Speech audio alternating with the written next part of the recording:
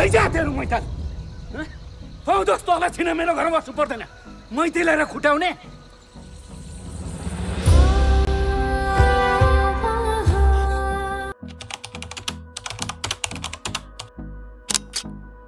नमस्कार साथीहरु स्वागत छ तपाईलाई रिभ्यु विमल युट्युब च्यानलमा। आज हामी जारी 2 मुभी ट्रेलर रिभ्यु गर्न गइरहेको छौं जुन भिडियो एकदम धमाकेदार अनि मजेदार हुनेछ। आउनुहोस् ढिला नगरी सुरु गरौं। मुभी ट्रेलर सुरु हुन्छ पुरानै गाउँ पुरानै पात्रहरु तर भावनाहरु फरक। ट्रेलरको पहिलो डायलग सुन्दा नै लाग्छ अनि चिन्नु नजानु किन पो जानु निम्तो आगो भए पनि त्यो शब्दमा गाउँको गहिरो आत्मा महसुस हुन्छ।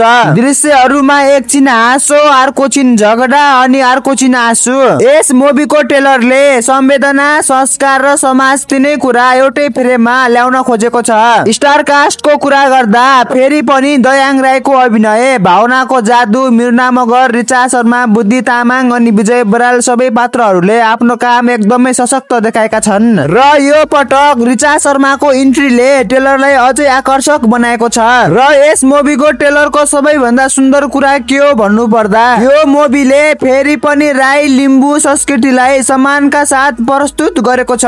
संवादहरुमा गाउँको मिठो बोली र कथामा हाम्रो समाजको वास्तविकता यही त हो जारीको असली शक्ति। र मुभीको क्लाइम्याक्स इनर्जीको कुरा गर्दा यो घरमा मेरो चेलीको हैसियत के हो यो डायलग सुन्दा ट्रेलरले शरीरमा रौ ठाडा पारिदिन्छ र यही मुभीको डायलगबाट थाहा पाउन सकिन्छ Jaari 2 is not just a movie it's an emotion. Upendra सुब्बाको निर्देशनमा बनेको यो चलचित्र कार्तिक 21 गतेबाट रिलिज हुँदैछ र मुभीको ट्रेलर हेर्दा लाग्छ यो मुभीले फेरि पनि एक पटक नेपाली बक्स अफिसमा भूकम्प ल्याउनेछ।